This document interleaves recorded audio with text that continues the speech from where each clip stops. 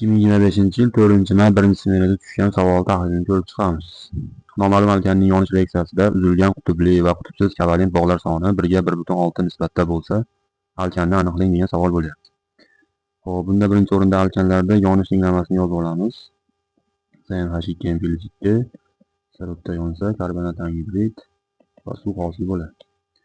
Xo'p, 1 mol alkan yonishi uchun 1,5 N plus 0,5 kislorod ketadi. N mol karbonat angidrid, N plus 1 mol suv hosil bo'ladi. Xo'p, endi uzilgan deyapti. Demak, bizda alkandan va kisloroddan bog'lar uzilyapti. Demak, alkandagi qutbli va qutbsiz bog'lardan aniqlab olamiz. Alkanda qutbli bog'lar soni bu uglerod vodorod bog'i, ya'ni vodorodlar soniga teng bo'ladi. 2N plus 2.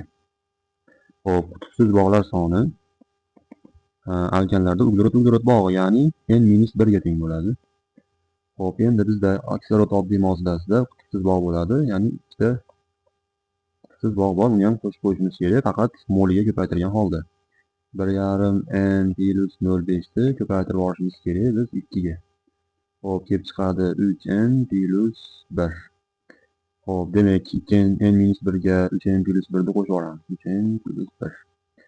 Xo'p, natijada bizda hosil bo'ladi 2N plus 2 qutbli bog'lar bo'lganda, qutbsiz bog'larimiz N ga 3N ni qo'shsak 4N minus 1 plus 1 qisqarib ketadi. Xo'p, shularning nisbati deyapti 1 ga 1,6 deyapti. Proporsiya qilamiz. 1,6 ni 2 ga ko'paytirsak 3,2 N plus 3,2 teng.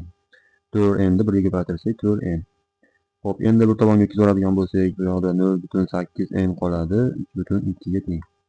Xo'p, N teng bo'ladi 4 ga. Demak, alkanimiz C4H10 butan bo'lgan ekan.